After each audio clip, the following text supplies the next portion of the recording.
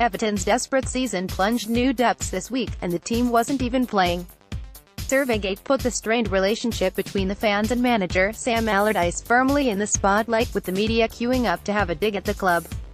I do have some sympathy with the marketing department, given a very similar survey was sent out last year and the club are often criticized for not connecting with the fans enough. But given the current unrest amongst the fan base, it was an easy opportunity for the media to kick the club while it's down.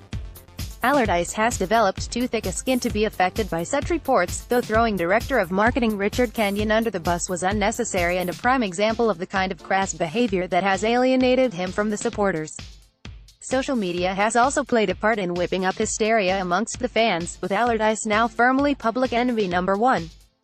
The former England boss is an easy target for fans to direct their anger and frustration at following the club's troubles this season. As I've mentioned on these pages before, Allardyce is a symptom, not the cause of our woes, and simply getting rid of him won't suddenly make things better. Farhad Mashri was petrified of Everton going down, so panicked and brought in a man who specializes in grinding teams to safety. Whether Everton were truly in a relegation battle is a moot point, but Allardyce steadied the ship and has done what was expected of him in the style we all knew he would. Everton made their bed, now they must lie in it. Does Allardyce deserve the amount of abuse and vitriol he is currently receiving? In my opinion, probably not. But that doesn't mean the club should hesitate in replacing him at the end of the season, maybe even before then. Now safety is secured. If we do have to wait until the end of the season, then there's 4 more games to endure, starting with one of Allardyce's former clubs, Newcastle, on Monday. Allardyce admitted last week he still feels he was harshly treated at Newcastle when he was sacked after just 7 months in charge in January 2007. Though he also insists any ill feeling towards the club has dissipated over the years.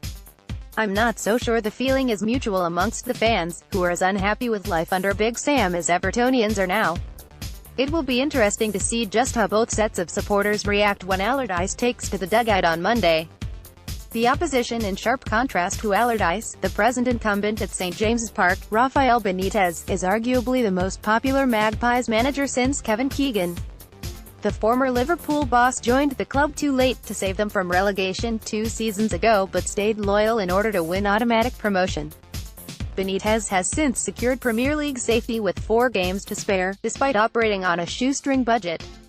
Newcastle have pretty much the same squad that won the championship last season, but crucially they all seem to be fighting for their manager and pulling in the same direction, allowing the team to become greater than the sum of its parts. As a result, they go into this game on the back of a 4-match winning run and with just 1 defeat in their last 9 matches. Given the lack of resources and off-field uncertainty, it is an impressive effort by Benitez, who will now be eyeing a top 10 finish. Victory at Goodison Park on Monday would see Newcastle overtake Everton and move level on points with 8th-place Leicester. Team News: Everton have no fresh injury concerns going into Monday's game, with Gylfi Sigurdsson still a few weeks away from a return from a knee injury.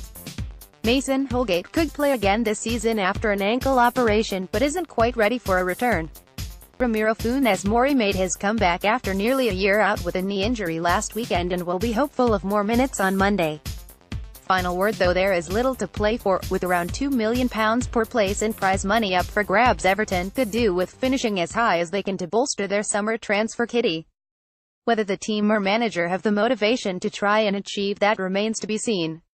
Apathy reigns supreme around Everton Football Club at the moment. That includes the atmosphere on the terraces, though off-the-field events this week may galvanize the fans into a response, with their frustrations aimed squarely at one man in particular.